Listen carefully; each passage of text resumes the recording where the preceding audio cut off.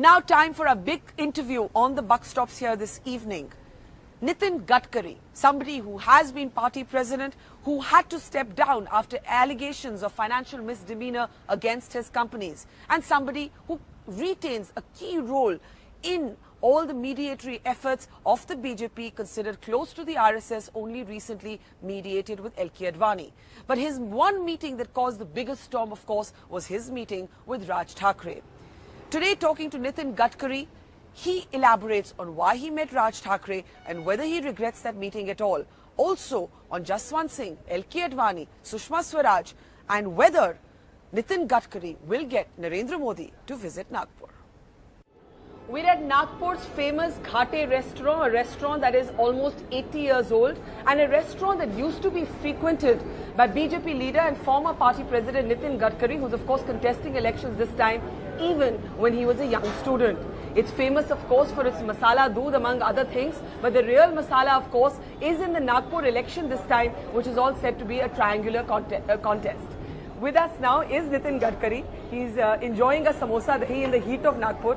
एक बात बताइए, यहाँ जब आप छात्र भी थे, स्टूडेंट भी थे, आप इस जगह आते थे, इसके बारे में बताइए जहाँ हम बैठे हैं। यहाँ से मेरा घर नजदीक है। यहाँ टाउन हॉल में हम क्रिकेट खेलते थे और क्रिकेट सुबह 6:30 बजे शुरू होता था और 9 बजे खत्म होता था। फिर एक सिंगल समोसा और हाफ चाय पी के फिर जाते थे।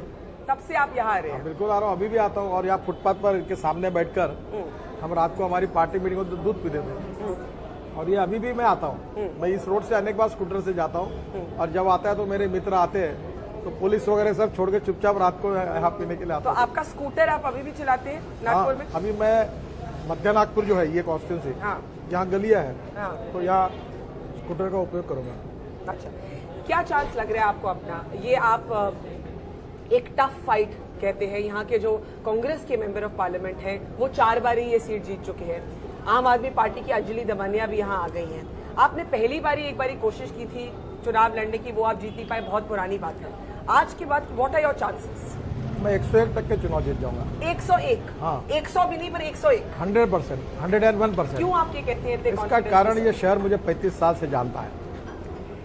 यहाँ का रिक्शे वाला हो, आप कभी फुटपाथ वाला हॉकर हो, किसी के साथ बात करो, सब मेरे पहचान के हैं, सबके साथ मेरे संबंध है।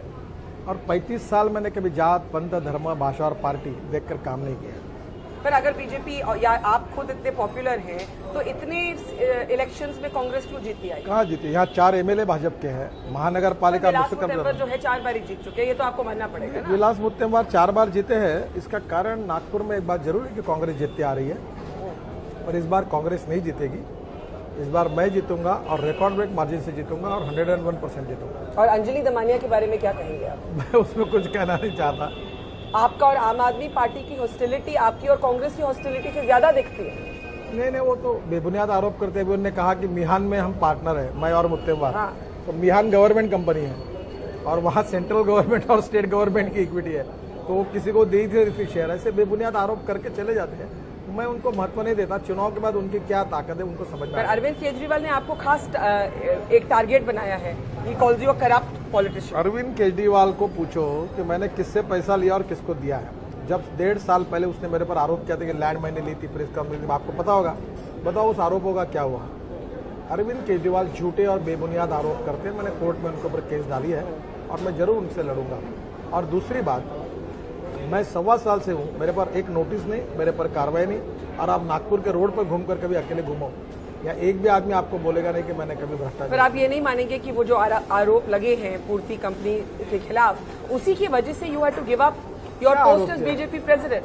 मैं कह रही हूँ कि उसी की वजह से you were ousted as BJP president. नहीं, मैंने इसलिए कहा कि झूठे आरोप लगने के बाद इसका विवाद करके मीडिया कारण न होते हुए पार्टी को बदनाम करेगी, तो मैंने कहा कि जब तक इस आरोपों की इंक्वायरी नहीं होती मैं नहीं करूंगा। इसलिए मैंने खुद रिफ्यूज किया है। और मैं आज आपको बता रहा हूँ, 1.25 साल हो गया, आप सब टीवी वालों ने बहुत चलाया। जो कंपनी मेरी नहीं थी, जिसमें मेरे शेयर नहीं थे, उसका मुझे मालिक बताया। आज मुझे इनकम टैक्स डिपार्टमेंट का, कुछ डिपार्टमेंट कोई नोटिस नहीं है, मेरे ऊपर कोई कार्रवाई नहीं हुई है और ना मेरा कोई संबंध है। सब झूठे। 1.25 साल अगर मैं कुछ गलती करता तो आपको लगता सरकार मुझे छोड़ती? कुछ नहीं है मेरे खिलाफ। ये केवल एक षड्यंत्र था। जो दिल्ली में भारतीय जनता पार्टी मजबूत होती दिख रही थी, और उसमें मैं अच्छा काम कर रहा था, वो षड्यंत्र के द्वारा मुझे रोकने की कोशिश की गई। पर अगर ये षड्यंत्र है तो आपको क्या बुरा लगता है कि आपको अपना अध्यक्ष का पद छोड़ना पड़ा? मुझे कोई बुरा नहीं लगता। इसका कारण आपको लगता है कि आपके एनिमीज विद इन थे? Do you feel that you were opposed by sections of the पहली बात बरखा जी, मैं बायोडाटा लेके दिल्ली के कभी किसी नेताओं को मिला नहीं कि मुझे अध्यक्ष बनाओ। मैं एक भी नेता को नहीं मिला, ना संघ में कभी किसी को मिला। मैं इस पार्टी के विचारों के लिए काम करता हूँ, देश के लिए काम करता हूँ, गरीब के लिए काम करता हूँ, समाज के लिए काम करता हूँ, सेवा के अनेक प्रोजेक्ट चलाता हूँ। और ये काम करते समय मैंने ये सोचा कि मैं गरीबों की कितनी सेवा कर सकूं, किसानों की आत्महत्या कैसे रोक सकूं, बेरोजगारों को रोजगार कैसे दे सकूं। फिर आपने मेरे सवाल का जवाब नहीं दिया। आपको क्या लगा कि उस समय जब आपकी कंपनी के खिलाफ ये आरोप आए थे कि आपकी पार्टी के अंदर ही आपके विरोधी चाहते थे कि आप अध्यक्ष पद से स्टेप डाउन कर दें? अब तो आप बड़े कैंडिडेटली बोलते हैं, तो मुझे खुल के बताइए। मैं आज तो किसी के ऊपर आरोप लगाऊंगा नहीं, उस समय पर इसके पीछे सच्चाई क्या है ये मीडिया भी जानती है और लोग भी जानती है। और इस प्रकार से मीडिया का उपयोग करके ईमानदार और ऑनेस्ट आदमी के जीवन को बर्बाद करना। पर वो जो लोग थे वो आप ही के पार्टी के अंदर थे क्या? नहीं, हमारे पार्टी के लोग थे, ऐसा मैं कहूंगा नहीं, और मुझे किसी के ऊपर आरोप लगाना नहीं है। जो हुआ सो हुआ, पर एक बात सत्य हुई कि मेरे ऊपर जो आरोप लगे एक भी सिद्ध नहीं हुआ। और केजरीवाल जी बात करते हैं कि मैं भ्रष्टाचार के खिलाफ लड़ रहा हूँ, तो मेरे खिलाफ तो एक भ्रष्टाचार 1 रुपए का सिद्ध नहीं कर सकते। ऐसे झूठे आरोप करके उनकी पार्टी नहीं बढ़ेगी। अब मैं भारतीय जनता पार्टी का अध्यक्ष रखो, इसलिए मर्यादा के कारण मैं ज्यादा बोल नहीं सकता, नहीं तो मैं इनके बहुत जवाब दे सकता हूँ। अब ये आपको एक बता दूं, ये बिहान कंपनी है, ये सरकारी कंपनी है, ये नागपुर का लोग जानते हैं, देश जानता है। सरकार के कंपनी में 1 रुपए का शेयर किसी को दिया नहीं, उसमें मैं पार्टनर होकर के बोलते हैं। अच्छा, आप बताइए, बीजेपी में जो एक तरह से एक इंटरनल स्ट्राइफ दिखने को आ रही है, डज दैट डिस्टर्ब यू? आपसे इसलिए पूछ रही हूँ क्योंकि आप अध्यक्ष भी रह चुकी हैं। आपने अडवाणी जी के साथ, सुषमा जी के साथ जाके मीडिएट भी किया। आप सुषमा स्वराज के साथ गए एलके अडवाणी को मिलने, जब वो गांधीनगर से नहीं लड़ना चाह रहे थे। You played a mediatory role. How upset was L K Advani? देखिए, पहली बात तो ऐसी है, अडवाणी जी हमारे सबसे बुजुर्ग नेता है, तो भूल चुके हैं पार्टी? पहली बात तो ऐसी, कहाँ भूल चुके हैं? उनको गांधीनगर से भी सीट उनकी पक्की थी, वहां से भी उनका नाम आया और मध्य प्रदेश से भी नाम आया। और अध्यक्ष जी ने फिर, मैंने उनको कहा कि भाई दोनों सीटों है तो दोनों सीटों पे लड़ो अडवाणी जी, आपको चाहिए तो अडवाणी जी का मन, जब कैलाश जोशी जी उनको मिले और शिवराज जी ने कहा मध्य प्रदेश में लड़ो, तो उनको लगा मध्य प्रदेश में लड़ना चाहिए। फिर गुजरात के लोग मिले तो उनको लगा गुजरात से लड़ना चाहिए। तो इसमें अडवाणी जी को मैंने कहा कि ऐसा करो, पार्टी आपको चॉइस देगी कि दोनों सीटों पर आप तय करो।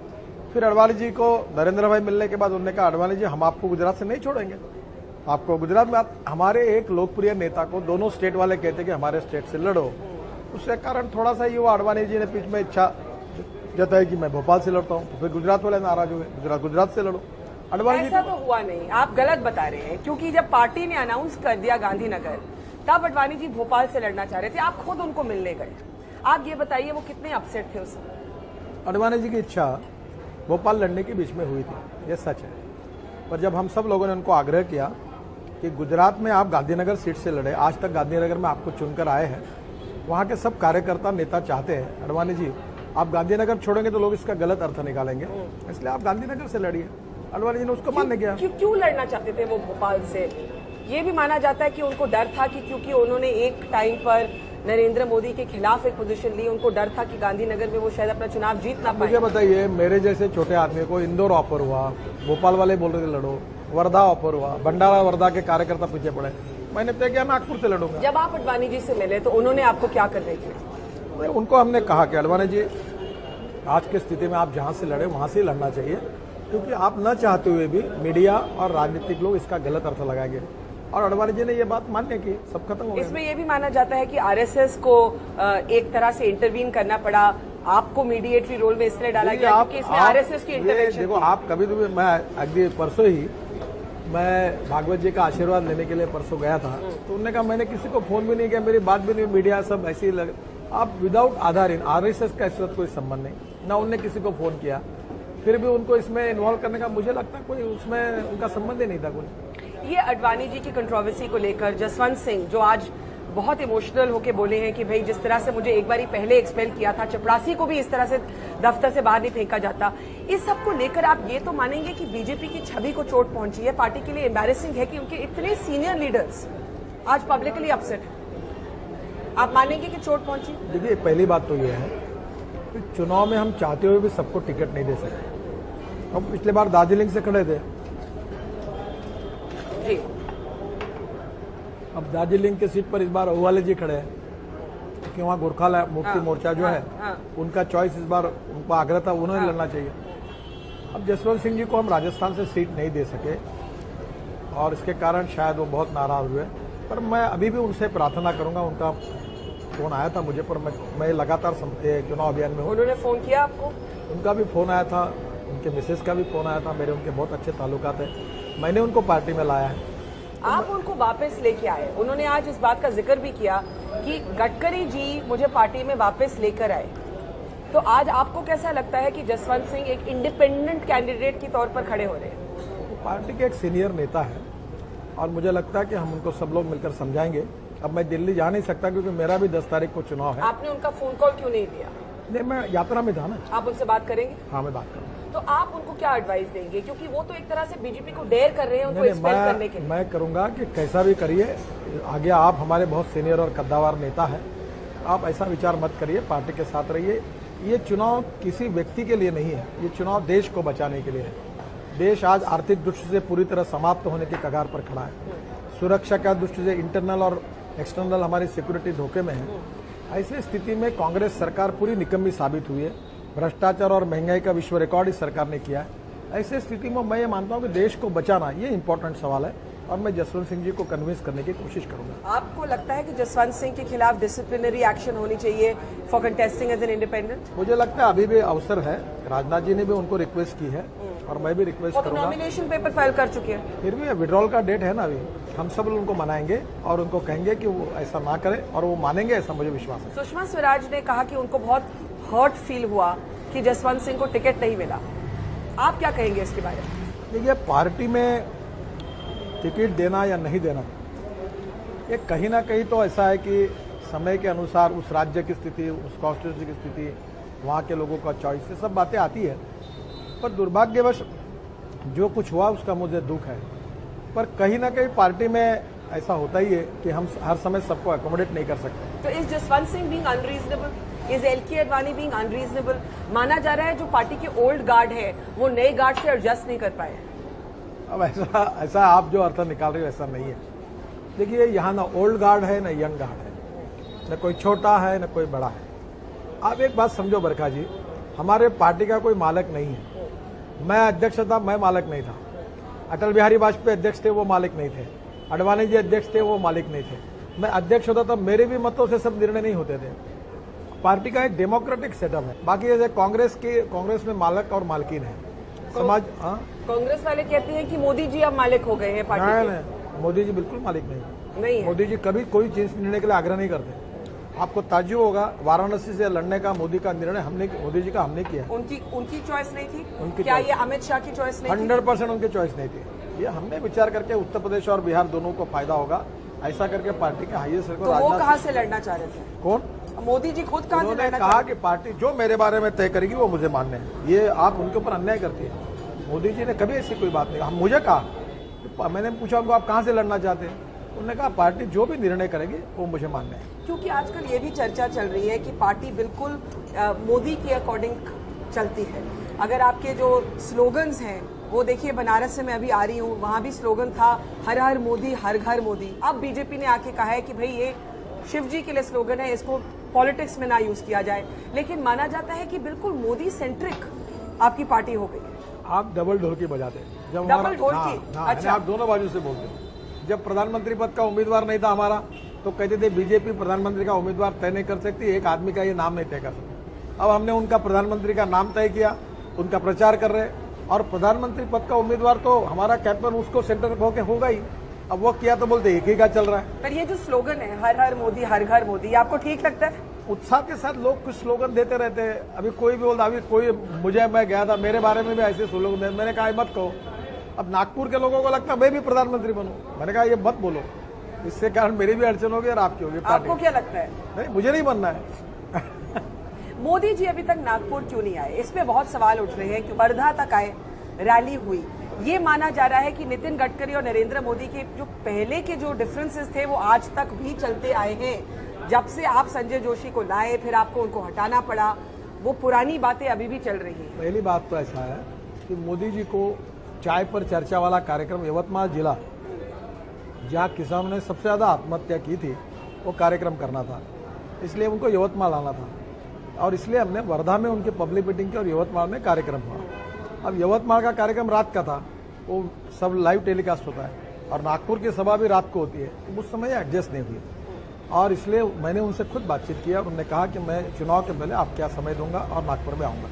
तब वो आएंगे क्या आपके चुनाव से पहले? 100% आएंगे नागपुर में। 100% आएंगे। ये भी माना जाता है दैट बिकॉज यहाँ पर साइजेबल मुस्लिम पॉपुलेशन है, आपको लगता है इसका काउंटर इफेक्ट भी हो सकता है? देखिए, मैंने 10,000 मुसलमानों के बीच में कहा, हमारी मीटिंग का कार्यक्रम हुआ, शहनाज हुसैन आए थे तब, कि मैं आरएसएस वाला हूँ, बीजेपी वाला हूँ। मैं आपको पूछना चाहता हूँ कि 35 साल में यहाँ के राजनीति में हूँ, मैं सांप्रदायिक हूँ, अगर जातिवादी हूँ, और मैंने कभी जात पंथ धर्म भाषा के आधार पर कोई अन्याय किया होगा तो मुझे वोट मत दीजिए। यहाँ डेंस पॉपुलेशन है, मोमिनपुरा जो हार्ट है नागपुर की मुस्लिम पॉपुलेशन का, वहाँ से बीजेपी के चुनाव चिन्ह कमल पर मुस्लिम बुरखाधारी महिला चुन के आई है, और मेरे हजारों मुसलमान से संबंध है, और मुझे नहीं लगता कि ऐसे कोई अड़चन आएगी। जो आपके पुराने डिफरेंसेस थे, जब आप पार्टी प्रेसिडेंट भी थे, आपने मुझे ही एक इंटरव्यू में बोला था that you were communicating with mister Modi through Balbir Poonch, मुझे याद है वो।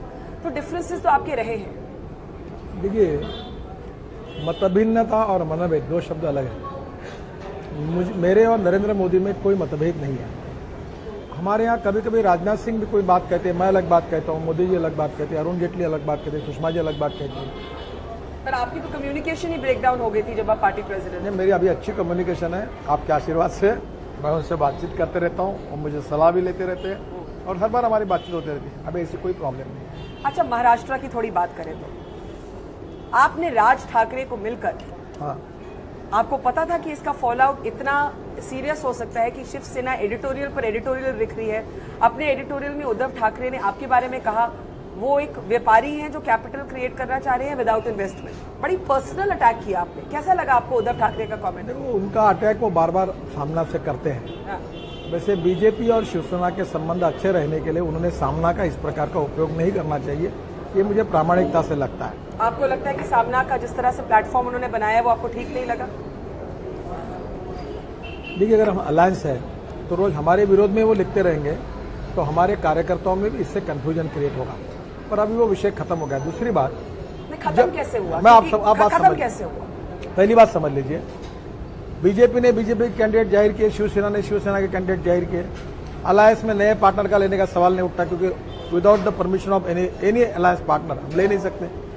तो ऐसे स्थिति में शेतकरी कामगारी पक्ष, विनय कोरे जी की पार्टी और एमएनएस राज ठाकरे, मैंने तीनों को कहा कि आप कांग्रेस और राष्ट्रवादी कांग्रेस विरोधी मतों का विभाजन नहीं होना चाहिए। पिछले बार विभाजन हुआ, हम 14-15 लोकसभा की सीटें इसके कारण हारे, तो शिवसेना भी जीते, बीजेपी भी जीते, एनडीए जीते, इसलिए मैंने कहा कि इस बार आप लोकसभा का चुनाव ही मत लड़ो। तो आप you don't regret your meeting with Raj Thackeray? आप रिग्रेट नहीं करते कि आप जो बात मैंने बीजेपी, सेना और एनडीए को मजबूत करने के लिए कही है, उसमें गलत क्या किया? अब मुझे बताइए, अगर उनके उम्मीदवार खड़े नहीं होते तो शिवसेना को फायदा होता। मैंने गलत किया क्या है? पर राज ठाकरे आपकी बात पूरी तरह से माने नहीं माने थे, वो लगभग मानने के मूड में आए थे। फिर पर इन्होंने जब प्रतिक्रिया व्यक्त की तो उन्होंने मुझे कहा कि आपके मित्रों को मेरे वोट भी नहीं चाहिए, तो आप मुझे क्यों बोल रहे हो? ऐसा करके विषय खत्म हो गया। तो मैं बोला ठीक है। आप कह रहे हैं कि अगर शिवसेना से जिस तरह के बयान आए, अगर वो नहीं आते तो हो सकता है राज ठाकरे मान जाते कि लोकसभा में वो फील ना करें। मैं केवल मिला नहीं, मेरे मिलने के 15 दिन पहले गोपीनाथ मुंडे भी उनको इस बात के लिए मिले थे, और उनने भी उनको ये कोशिश की। और हमारी सबकी भूमिका एक ही थी कि कांग्रेस, राष्ट्रवादी कांग्रेस विरोधी मतों का विभाजन नहीं होना चाहिए। अगर ये होता तो हम 40-42-43 सीटें जीतते हैं महाराष्ट्र में। उद्धव ठाकरे कहते हैं कि वो इसलिए आपके खिलाफ यहाँ कैंडिडेट नहीं खड़ा कर रहे because he will not back stab you. ये भी उन्होंने सामना पे लिखा। उन्होंने कहा कि गडकरी जी ने जो किया वो गलत किया, लेकिन मैं उनको बैक स्टैब नहीं करूंगा। मैंने कौन सा गलत किया जी? मैं थोड़ी कह रहा हूँ कि शिवसेना को मत दो। कल ही रात को मेरे घर पर रामटेक के शिवसेना और बीजेपी के कार्यकर्ताओं की मीटिंग में मैं भी बैक स्टेप नहीं करता। भाजपा सेना की युति है, उनके उम्मीदवारों को जिताने के लिए मैं ईमानदारी से कोशिश कर रहा हूँ। हर बार रामटेक की लोकसभा चुनकर लाने में मेरा बड़ा योगदान रहा है। आज भी मैंने उनको सभाएं दी, पूरी ताकत लगाई और लगाऊंगा।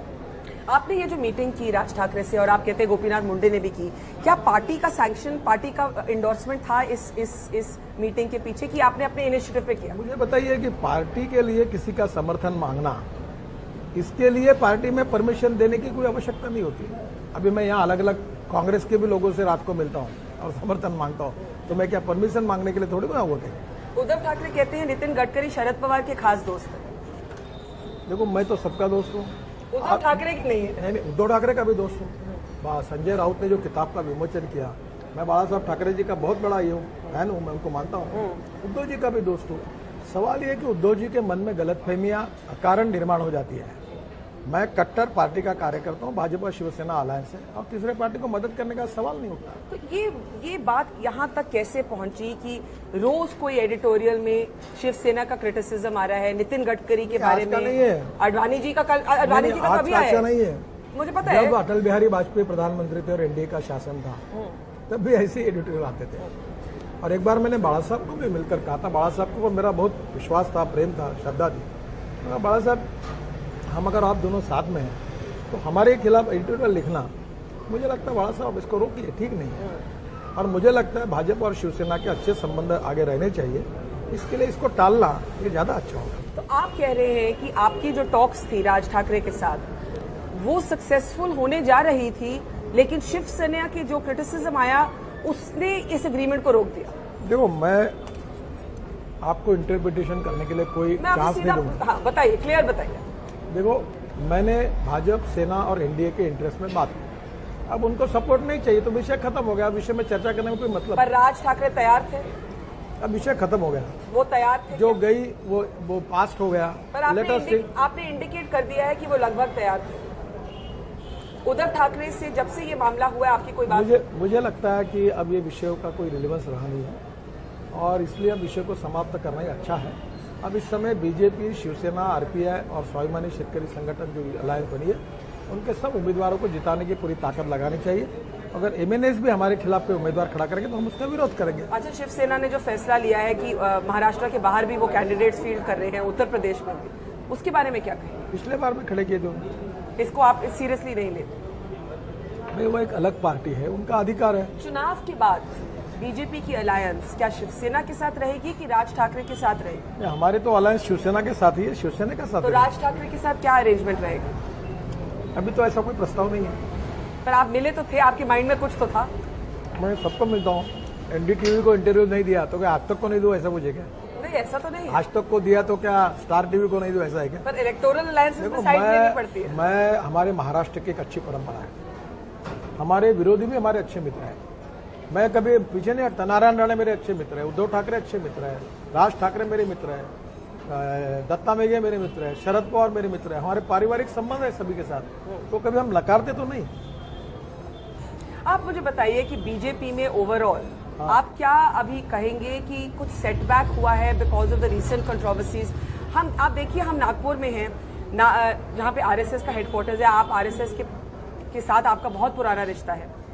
अब ये मुतालिक जिसको पार्टी में लाया गया, वो उनके लोग कहते हैं ये आरएसएस की बैकिंग से हुआ, इसके बारे में आप क्या कहेंगे? मुझे कोई पता नहीं। आजकल मैं नागपुर में अपने कैंपेन में लगा हूँ, दिल्ली की कोई मीटिंग में भी जा नहीं सकता।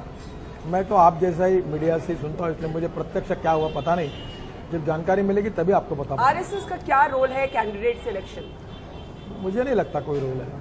आप तो जानते हैं, आप कह रहे मुझे नहीं लगता, आप तो जानते हैं। आप कभी नागपुर में किसी को पूछोगे तो मैं किसी के रिमोट पर चलने वाला व्यक्ति नहीं हूँ, और संघ हमको कभी कोई बताता भी नहीं। हमारे निर्णय खुद करते हैं।